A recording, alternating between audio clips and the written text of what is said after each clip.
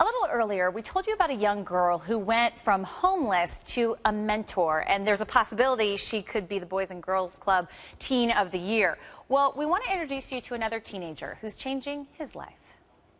My neighborhood is filled with different images that a normal child shouldn't be around. The club made me who I am today.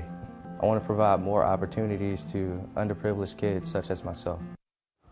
That was Sir Dalvin H, who joins us now. He is the 2014 Youth of the Year for Atlanta Area Boys and Girls Club. First of all, congratulations. It's such an honor to meet you. Thank you so much. It's a pleasure being here. You know, we took a look at some of the other contenders for 2015, and I guess we sort of look to you to say, what has the Boys and Girls Club done for you, and what has this award done for you?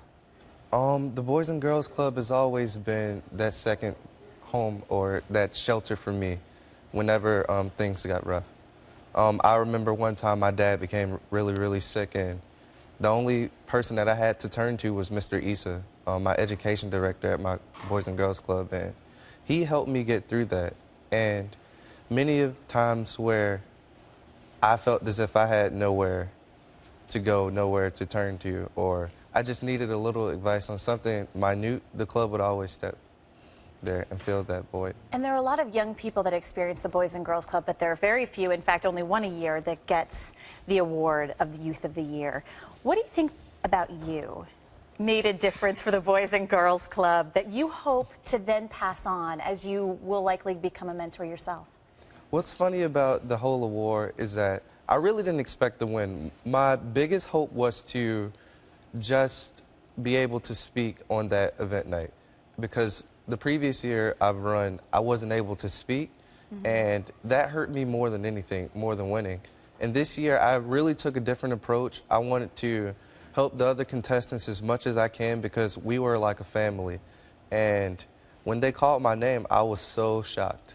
But I think you answered the question yourself. Your leadership is likely what sets you apart, and you've no doubt that you'll carry that on as you go to college. Definitely. This next fall. We were actually supposed to interview you last week. Yes, ma'am. And sadly, you had an incident in your neighborhood, which goes to why you needed an escape from that neighborhood. Tell us a little bit about that. Yes, ma'am. So last Monday, I was walking home from the Walmart.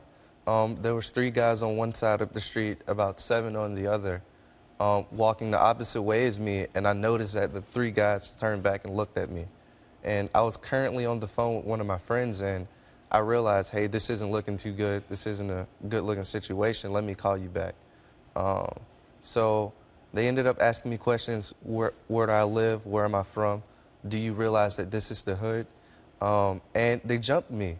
And what hurt me the most is that the people or the culture that I want to help the most would do such a thing. And it just, for me, I want to use it as a launching pad for me to continue to stay focused and to move on and to continue my outreach, because if they had a Boys and Girls Club in their lives, would they have been in that situation? I think you make such a powerful point, and I think that's the legacy that you can continue on in your next phase of this youth, which is going to be college, and then your career, which we have no doubt you're going to do spectacular things. It's a pleasure for us to meet you.